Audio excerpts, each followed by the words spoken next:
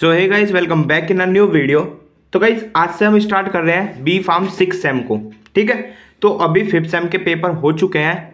अभी तो मेनली काफ़ी कॉलेजेस में इंडस्ट्रियल ट्रेनिंग चल रही है, बट फिर भी हम स्टार्ट कर देते हैं अब 6 सेम को। ठीक है, तो 6 सेम में मैंने ग्रुप में आपको इंट्रो दे दिया था कि कैसी सब्जेक्ट हैं, कितना हमको पढ़ना है, कैसे सब कुछ। आज हम बात करेंगे एक सब्जेक्ट जो कि बायो फार्मास्यूटिक्स एंड फार्माकोकाइनेटिक्स। इसको हम सबसे पहले लेके चल रहे हैं। ठीक है, तो देखो सब्जेक्ट का नाम ये हमारा बायो फार्मास्यूटिक्स एंड फार्माकोकाइनेटिक्स। अब काफ़ी बच्चे सोच रहे होंगे कि आखिर ये बायो फार्मास्यूटिक्स क्या है, क्योंकि फार्माकोकाइनेटिक तो सबको पता है। ठीक है ना, तो समझाने वाले हैं कि बायो फार्मास्यूटिक्स है क्या, फार्माकोकाइनेटिक है क्या, इसको हम क्यों पढ़ रहे हैं, एंड इसकी यूनिट 1 आज स्टार्ट कर देंगे हम। ओके, तो देखो नोट्स वगैरह ये जो सब लिखा हुआ है मेरे व्हाट्सअप पर ही मिलेगा। व्हाट्सअप नंबर मेरा डिस्क्रिप्शन बॉक्स में ले सकते हो आप मेरे को मैसेज करो, मैं नोट्स प्रोवाइड करा दूंगा। ठीक है, तो चलिए स्टार्ट करते हैं आज की यूनिट नंबर 1 को। तो फर्स्ट टॉपिक आ जाता है हमारा introduction to bio pharmaceutics and pharmacokinetic. तो सबसे पहले हम समझेंगे कि आखिर ये बायो फार्मास्यूटिक्स क्या है। तो देखो bio means biology of pharmaceutics, जो आप अभी तक पढ़ के आए हो। तो अभी हम इसमें क्या पढ़ने वाले हैं बायो फार्मास्यूटिक्स में। It is defined as the study of factors influencing the rate and amount of drug that reaches the systemic circulation. मतलब क्या हम इसमें क्या हम स्टडी करने वाले हैं, कुछ ऐसे फैक्टर्स जो इन्फ्लुएंस करते हैं रेट ऑफ ड्रग को या अमाउंट ऑफ ड्रग को सिस्टमिक सर्कुलेशन में पहुंचने से। ठीक है, जो भी हमारे ड्रग वगैरह होती हैं वो ब्लड में जाके पहुंचती हैं, ब्लड में जाके सर्कुलेट होती हैं सब में। ठीक है, तो उसका रेट ऑफ ड्रग या फिर अमाउंट ऑफ ड्रग, इनको जो फैक्टर इन्फ्लुएंस करते हैं उनकी स्टडी हम करते हैं बायो फार्मास्यूटिक्स के अंदर। ओके, एंड फार्माकोकाइनेटिक तो आप जनरली आपको पता ही है। Pharmacokinetic is the study of movement of drug in body, यानी कि ड्रग की क्या मूवमेंट है हमारी बॉडी में, या फिर what body do with drug, यानी कि बॉडी ड्रग के साथ क्या कर रही है, वो हमारी फार्माकोकाइनेटिक होता है। ओके, तो ये था अभी बस इसका इंट्रो। अब देखो फार्माकोकाइनेटिक हमको थोड़ा सा डीपली पढ़ना है। अब वैसे तो सबने पढ़ रहा है 4th सेम में 5th सेम में ये फार्माकोकाइनेटिक फार्माकोलॉजी में सबने अच्छे से पढ़ा है। ठीक है, बट यहाँ पर हम थोड़ा इसको डीपली पढ़ने वाले हैं। तो पहले बेसिक की बात करेंगे। आप सबको पता है इट इन्वॉल्व्स 4 स्टेप, यानी कि इसमें 4 स्टेप्स होते हैं। कौन कौन से? ADME क्या, एब्जॉर्प्शन, डिस्ट्रीब्यूशन, मेटाबॉलिज्म और एक्सक्रीशन, जिसको हम एलिमिनेशन भी कह देते हैं। ठीक है, एक छोटा सा चार्ट है, उसकी मदद से हम समझेंगे। देखो जैसे ड्रग है, ड्रग को हमने माउथ से टेक करा, मतलब माउथ से लिया, तो फर्स्ट स्टेप क्या होता है? एब्जॉर्प्शन किसके द्वारा? सेल मेम्ब्रेन के द्वारा। ठीक है, दूसरा क्या स्टेप होता है? जब एब्जॉर्ब हो जाती है ड्रग, देन उसका होता है डिस्ट्रीब्यूशन, किसके द्वारा? ब्लड के द्वारा। डिस्ट्रीब्यूट भी हो चुकी है ब्लड, मतलब ब्लड के द्वारा डिस्ट्रीब्यूट भी हो चुकी है ड्रग, उसने अपना एक्शन भी शो कर दिया। तो थर्ड स्टेप आता है हमारा मेटाबॉलिज्म का, जो कि लीवर में होता है। मेटाबॉलिज्म क्यों होगा? क्योंकि उसको इनएक्टिव फॉर्म में चेंज करना है अब ड्रग को। जब वो मेटाबोलाइज्ड हो जाती है लीवर के द्वारा, जब होता है उसका लास्ट स्टेप ड्रग का एलिमिनेट किसके द्वारा होती है? किडनी के द्वारा। ओके, तो ये तो बेसिक सी बातें हैं, इतनी तो आपको वैसे भी पता है। अब देखो मेरे पास अभी सिलेबस नहीं है, मतलब हार्ड कॉपी नहीं है, बट मैं करवा लूंगा उसकी। तो अभी आपको मैं बता देता हूँ, हमको एब्जॉर्प्शन पढ़ना है काफ़ी डीपली इसमें, यूनिट नंबर 1 में। तो आज हम स्टार्ट कर रहे हैं एब्जॉर्प्शन को ही। तो एब्जॉर्प्शन क्या होता है? Movement of drug into blood circulation through cell membrane, यानी कि ड्रग की मूवमेंट कहाँ से लेके कहाँ तक? आपकी साइट ऑफ एडमिनिस्ट्रेशन, यानी कि जिस भी रूट से आप ले रहे हो उस रूट से लेकर आपके ब्लड सर्कुलेशन तक पहुंचने तक, वो प्रोसेस होती है हमारी एब्जॉर्प्शन। ठीक है, अब वो हो किसकी मदद से रहा है एब्जॉर्प्शन? थ्रू सेल मेम्ब्रेन, जो आपकी सेल की मेम्ब्रेन बनी होती है ना, वो उसके द्वारा होता है हमारा एब्जॉर्प्शन। ठीक है, so absorption is the process of movement of drug from site of administration to the blood circulation by passing cell membrane. ठीक है, वही बात लिख रही है। It is the first and important step of pharmacokinetic. अब देखो मैं इसको फर्स्ट एंड इंपॉर्टेंट स्टेप क्यों कह रहा हूं, थोड़ा आप दिमाग से सोचिए। आपने सोच लिया, कमेंट आप करिए। ठीक है, अब मैं बता देता हूं क्यों। क्योंकि देखो फर्स्ट तो आप सबको पता है कि पहला स्टेप यही है। इंपॉर्टेंट क्यों है गाइज? इंपॉर्टेंट ये इसलिए है, ड्रग का सबसे पहला काम क्या होता है हमारी बॉडी में जाके? पहले वो एब्जॉर्ब हो। अब मान लो कि ड्रग एब्जॉर्ब ही नहीं हो रही है, जब एब्जॉर्ब ही नहीं होगी तो वो डिस्ट्रीब्यूट नहीं होगी, जब डिस्ट्रीब्यूट नहीं होगी तो वो अपना एक्शन कहाँ शो करेगी? ठीक है ना, तो समझ गए आप क्यों इंपॉर्टेंट स्टेप है? इसीलिए ये इंपॉर्टेंट स्टेप है एब्जॉर्प्शन का। अब यहाँ पर वही बात है, ड्रग है, माउथ से हमने ली, स्टोमक में पहुंची, देन इंटेस्टाइन में उसका हुआ एब्जॉर्प्शन ब्लड सर्कुलेशन में जो मेम्ब्रेन बनी होती है उसके द्वारा इसका एब्जॉर्प्शन होता है। ओके, इसमें देखो वही बात लिख रही है पूरा, when we take any drug through oral route it goes into stomach in which dissolution and disintegration takes place then drug reaches into intestine. मतलब क्या हो रहा है, जब भी हम कोई भी ड्रग लेते हैं ओरल रूट से, वो सबसे पहले हमारे स्टोमक में जाती है, जहां पर क्या होता है डिसोल्यूशन और डिसइंटीग्रेशन होता है ड्रग का, then drug reaches into intestine, फिर इंटेस्टाइन के पास जाती है हमारी drug. Now after dissolution drug absorb in blood from intestine stomach through cell membrane. अब जब उसका डिसोल्यूशन हो जाता है ड्रग का, तो ड्रग का एब्जॉर्प्शन होता है कहाँ पे, मोस्टली इंटेस्टाइन में होता है, थोड़ा बहुत स्टोमक में भी होता है, किसके द्वारा, सेल मेम्ब्रेन के द्वारा। अब ये सेल मेम्ब्रेन क्या है, काफी बच्चों के समझ में ये भी नहीं आ रहा होगा, तो यहाँ पर समझा देता हूँ मैं। It is a biological membrane which made up of phospholipids and cholesterol and other groups. यानी कि एक बायोलॉजिकल मेम्ब्रेन होती है जो कि बनी होती है किससे, फॉस्फोलिपिड्स, कोलेस्ट्रॉल एंड कुछ अदर ग्रुप जैसे कि बायलेयर से। It act as semi permeable membrane. तो ये एक्ट करती है बिल्कुल हमारा semi permeable membrane. Semi permeable membrane क्या होता है, जो कि कुछ ही अमाउंट, मतलब कुछ ही पार्टिकल्स को अंदर जाने देती है सॉल्यूट के। ठीक है गाइस, अब पढ़ेंगे हम मैकेनिज्म ऑफ ड्रग एब्जॉर्प्शन। देखो ये वाला जो टॉपिक है ये आपने 4th सेम में पढ़ा था।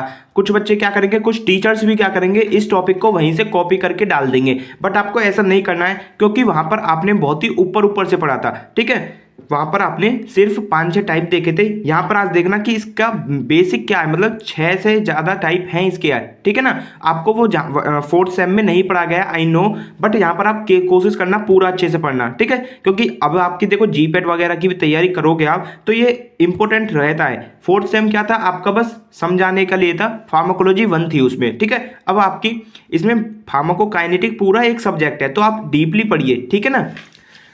The 3 broad categories of drug transport mechanism involved in drug absorption। देखो 3 ब्रॉड कैटेगरीज हैं, एंड उन ब्रॉड कैटेगरीज के अंदर भी फिर सब कैटेगरीज है। मैं आपको एक बार समझा देता हूँ।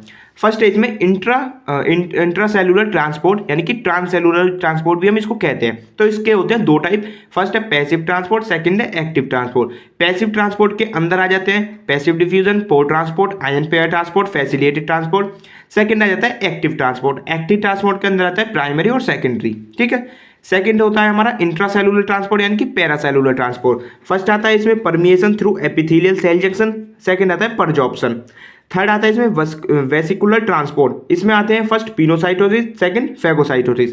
अब देखो आपने जो 4th सेम में पढ़ा था ना, बस ये 6 यही पढ़े थे, बस आगे के किसी ने भी नहीं पढ़ा रखे, आई नो, बट हम सबको देखने वाले हैं अब। फर्स्ट बात करेंगे हम इंट्रासेलुलर ट्रांसपोर्ट, मतलब it is defined as the passage of drug across the GI epithelium. It is the most common pathway for drug absorption. मतलब क्या हो रहा है, जो हमारा ड्रग का, मतलब इसमें क्या हो रहा है, ड्रग का पैसेज हो रहा है अक्रॉस द जीआई एपिथेलियम, यानी कि जो आपकी जीआई ट्रैक्ट है उसके अंदर। इट इज, ये बहुत ही कॉमन पाथवे है ड्रग एब्जॉर्प्शन के लिए। ठीक है, अब बात करते हैं इसके टाइप्स के। फर्स्ट है इसमें पैसिव ट्रांसपोर्ट, मतलब do not require energy to pass through cell membrane. देखो पैसिव ट्रांसपोर्ट है, पैसिव में तो आप सबको पता है कोई भी एनर्जी रिक्वायर्ड नहीं होती है, इसमें वर्क करता है कंसंट्रेशन ग्रेडियंट, आगे जाके आपको पता चलेगा। अब देखो पैसिव ट्रांसपोर्ट के भी काफ़ी ज़्यादा टाइप है, यहाँ पे देखते हैं। फर्स्ट है इसमें पैसिव डिफ्यूजन, मतलब it is also called non ionic diffusion, इसको हम नॉन आयनिक डिफ्यूजन भी कहते हैं। In passive diffusion drug moves from higher concentration to lower concentration. Natural सी बात है, ड्रग मूव करती है हायर कंसंट्रेशन से लोअर कंसंट्रेशन में, एंड ये डिपेंड किस पे करता है, कंसंट्रेशन ग्रेडियंट पे। कंसंट्रेशन ग्रेडियंट क्या है हमारा, difference between higher concentration and lower concentration. 90% of absorption occurs by this method. इसी मेथड की वजह से 90% हमारा ड्रग का एब्जॉर्प्शन हो जाता है, मतलब 90% ड्रग का एब्जॉर्प्शन इस मेथड से होता है। सेकंड आता है इसमें पोर ट्रांसपोर्ट। पोर ट्रांसपोर्ट की क्या जरूरत है, in this method only low molecular size and low molecular weight water soluble drugs can pass through small pores present in membrane. देखो सेल मेम्ब्रेन, जो मेम्ब्रेन है उस पर हमारे स्मॉल पोर्स बने रहते हैं, होते हैं ऑलरेडी मौजूद। ठीक है, तो क्या होता है, जो ड्रग बहुत ही लो मॉलिक्यूलर साइज के होते हैं, लो मॉलिक्यूलर वेट के होते हैं और वाटर सॉल्युबल होती हैं, तो वो जो ट्रांसपोर्ट होता है ना, उसमें होता है पोर ट्रांसपोर्ट। तो वो ऐसी ड्रग्स हमारी पोर ट्रांसपोर्ट की मदद से अंदर चली जाती हैं। ठीक है, थर्ड है इसमें आयन पेयर ट्रांसपोर्ट, यानी कि इसमें क्या होगा, कोई भी आप सबसे मेन बात इसमें होती है कोई ऐसी ड्रग जो कि चार्ज हो, यानी कि पॉजिटिव चार्ज हो या नेगेटिव चार्ज हो। जैसे आपने कोई भी पॉजिटिव चार्ज वाली ड्रग ली, जैसे सल्फोनिक एसिड, क्वाटरनियम, अमोनियम कंपाउंड, ये हो गई ड्रग ऐसी, तो जैसे आपने पॉजिटिवली, तो क्या होता है एंडोजीनियस कोई भी एनायन होगा यानी नेगेटिव चार्ज हमारे अंदर होता है, बॉडी के दोनों चार्ज रहते हैं, आपने पॉजिटिव लिए बाहर से तो नेगेटिव के साथ जाके वो बॉन्ड बना लेगी, देन वो इजीली क्रॉस कर जाएगी मेम्ब्रेन को, ठीक है, फिर से बॉन्ड टूट जाएगा, ड्रग अपनी जगह और वो जो एंडोजीनियस सब्सटेंस था वो अपनी जगह, ठीक है। एंड लास्ट है इसमें फैसिलिटेटेड ट्रांसपोर्ट, मतलब क्या होता है in this method drug move from higher concentration to lower concentration but with the help of any carrier body. देखो सेम बिल्कुल पैसिव डिफ्यूजन की तरह है, हायर कंसंट्रेशन से लोअर कंसंट्रेशन में जा रहे हैं बट किसी कैरियर बॉडी की मदद से, ओके। सम लार्ज मोलिकुलर और poorly diffusible substance require help of any carrier body to cross the membrane.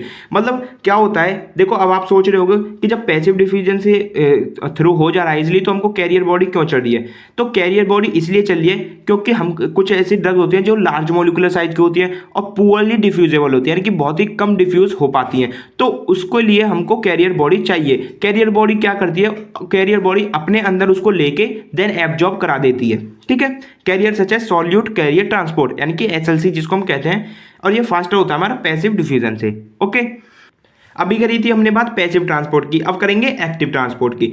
So active transport क्या है, it is also known as active diffusion, active diffusion भी हम इसको कहते हैं। In this method drug molecules move against the concentration gradient. इसमें क्या होता है, जो ड्रग के मॉलिक्यूल्स होते हैं वो वर्क करते हैं कंसंट्रेशन ग्रेडियंट के अपोजिट। कंसंट्रेशन ग्रेडियंट क्या है हमारा, लोअर कंसंट्रेशन से हाई कंसंट्रेशन में जाना, मतलब इसमें क्या हो रहा है कि ड्रग मूव करती है हमारी लोअर से हाई कंसंट्रेशन में, वैसे पैसिव में क्या हो रहा था, हाई से लोअर में कर रही थी, ओके। अब देखो यहाँ पर उल्टा काम हो रहा है, तो उल्टे काम के लिए कुछ जरूरत भी होगी। अब यहाँ पर जरूरत होती है एटीपी एनर्जी की, ठीक है।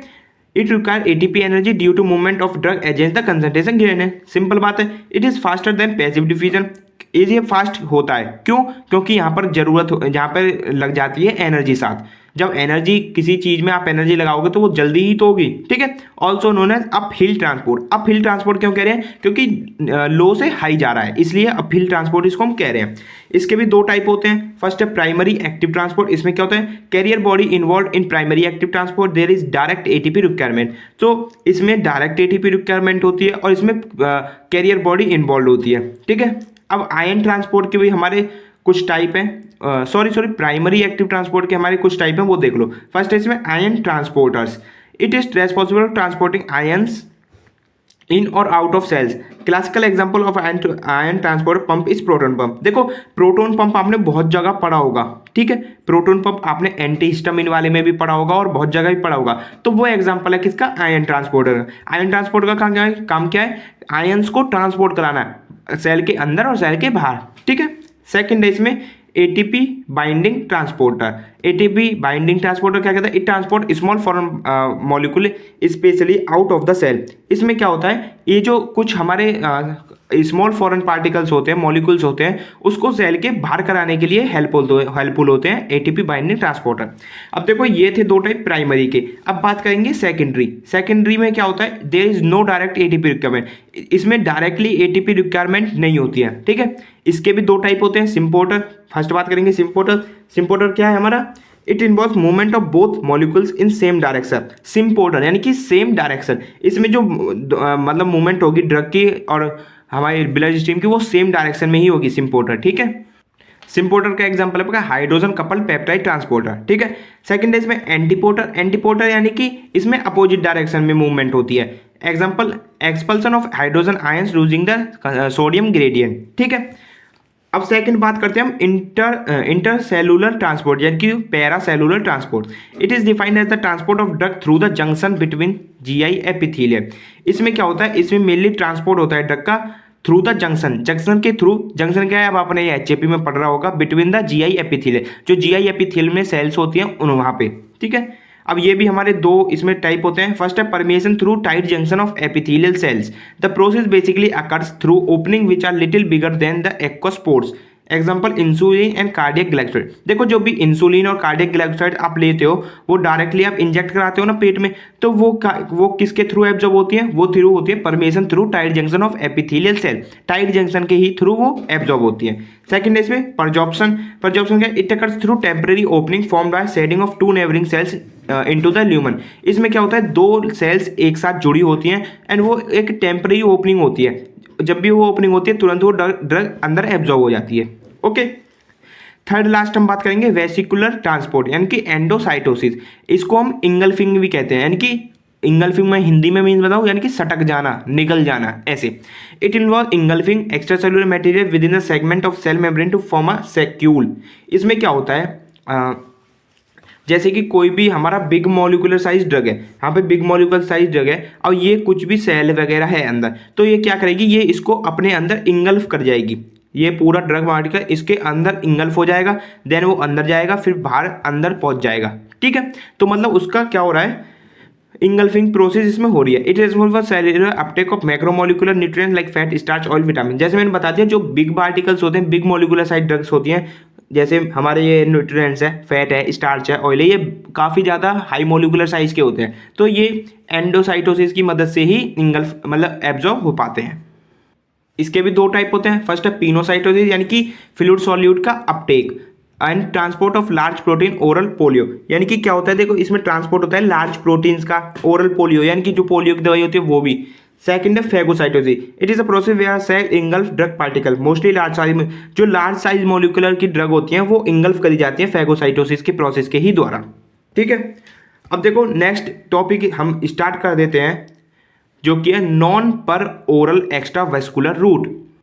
देखो बहुत ही सिंपल सा टॉपिक है, ये आपने पहले भी पढ़ रखा है, बस आपको समझना है। देखो इसमें क्या है, नॉन पर ओरल यानी कि नॉन पर ओरल, ओरल के अलावा, other than oral, extra vascular यानी कि नॉट डायरेक्टली इन वेन्स, यानी कि हमको वेन्स में नहीं देना है। अब यहाँ पर दो शर्त क्या, दो शर्त दे दी हमको, एक तो ओरल से अदर होना चाहिए और एक वेन्स में डायरेक्ट हमको नहीं देना। ठीक है, so non per oral extra cellular routes are other than oral route which bypass GIT first pass metabolism. ठीक है, फर्स्ट क्या है, हमारे कुछ ऐसे एक्स्ट्रा सेलुलर रूट्स होंगे other than oral route, oral route के अदर जो कि बाईपास कर जाए जीआईटी को। जीआईटी हमारे क्या होता है, फर्स्ट पास मेटाबॉलिज्म होता है, and enter into blood circulation, and directly blood circulation में वो एंटर हो जाए। ओके, सेकंड है these routes bypass pre systemic elimination. अब देखो बाईपास कर जाते हैं प्री सिस्टमिक एलिमिनेशन, क्यों, क्योंकि जब ड्रग हम ओरल रूट से लेते हैं तो वो फर्स्ट मेटाबॉलिज्म होती है, उसका लीवर के पास जाती है। ठीक है, तो वहाँ पे होता है उसका फर्स्ट पास मेटाबॉलिज्म। बट यहाँ पर क्या हो रहा है, डायरेक्टली सिस्टमिक सर्कुलेशन में ड्रग पहुंच रही है, तो यहाँ पर बाईपास कर जाती है ये प्री सिस्टमिक एलिमिनेशन को। Okay, these routes have great bioavailability. अब बायोएबिलिटी तो ग्रेट होगी, जब वो डायरेक्टली ब्लड में पहुंच रही है तो वो उसका तो कुछ घट ही नहीं रहा है ना, पूरी की पूरी उसकी ड्रग पहुंच रही है, तो बायोएबिलिटी तो इसकी हाई होगी होगी। अब इसमें हमारे नॉन पर ओरल रूट में कौन कौन से रूट होते हैं वो आप देख लो।